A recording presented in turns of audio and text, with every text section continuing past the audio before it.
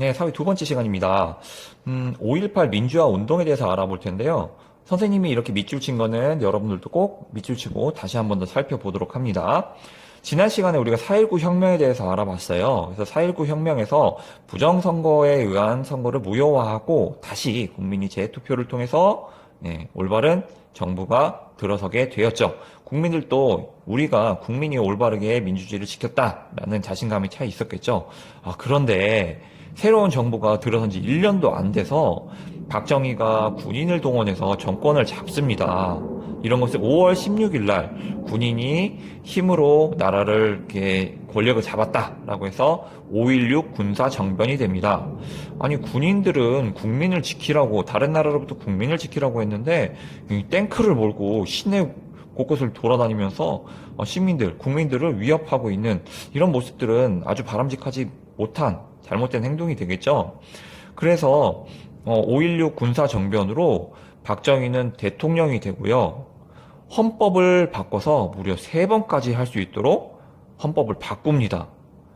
그런데 이 박정희 전 대통령의 욕심은 끝이 안 났나요? 헌법을 또 바꿨어요. 1972년 헌법을 또 바꿔서 아예 횟수 제한을 안 하게 만들었습니다. 대통령 선거에서 이렇게 횟수 제한을 두는 것은 한 사람이 너무 오랫동안 나라를 대표하는 직을 할 경우 독재 정치가 될 수 있기 때문에 횟수를 제한해 놓는 거거든요. 지금 우리나라가 하는 것은 5년에 한 번을 대통령을 할 수 있고 미국 그 다음에 과거 우리나라는 4년에 2번까지 할 수 있었습니다. 그런데 박정희는 헌법을 바꾸면서 무려 3번까지 할 수 있도록 했고 그 이후에 또 헌법을 바꿔서 아예 그냥 횟수를 제한을 안 둬버렸습니다. 야, 그러면 이거 왕이나 똑같지 않나? 그리고 직선제에서 간선제로 바꿨는데요.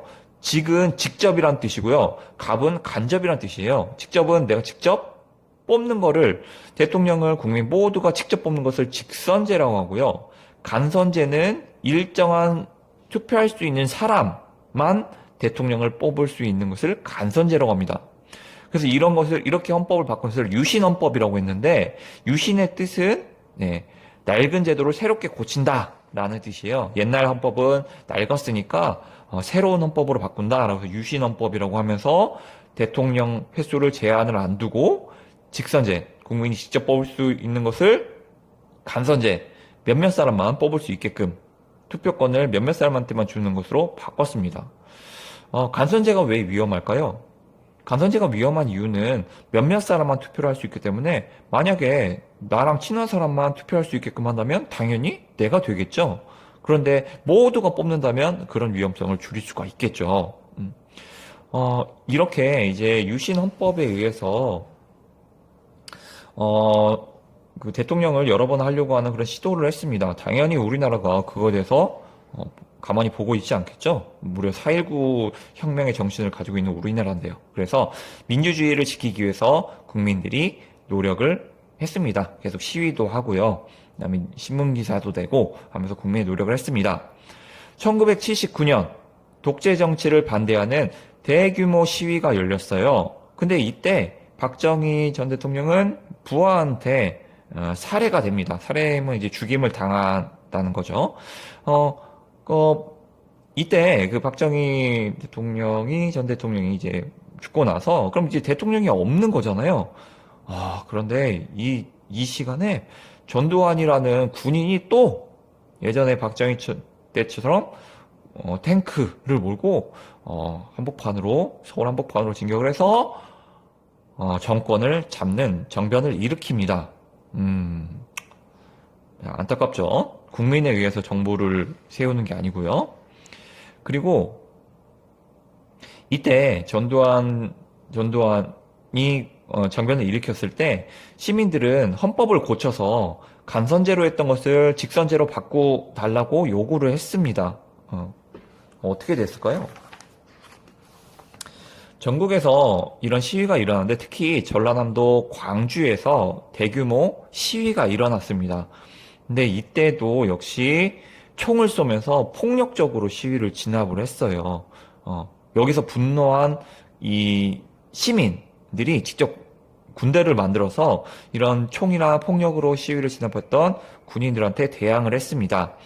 이건 1980년 5월 18일에 민주화 운동이라고 부릅니다.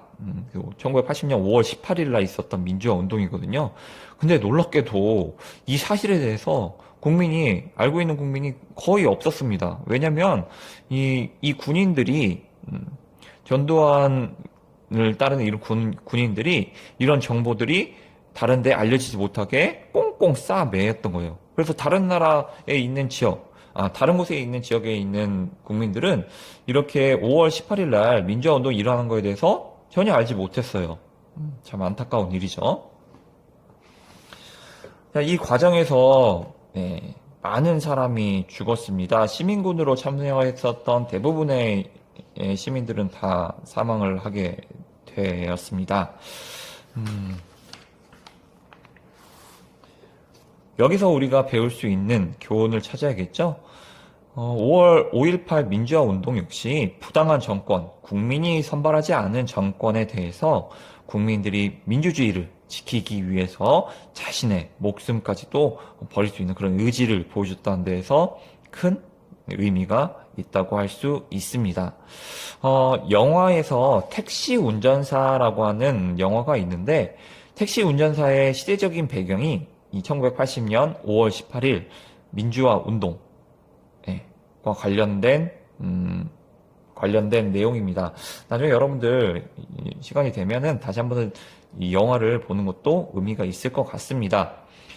자, 이번 시간에 여러분들 이 영상이 끝나면 다시 한번 더 교과서를 꼼꼼하게 살펴보고 선생님이랑 같이 공부했었던 밑줄 친 부분을 살펴보도록 합니다.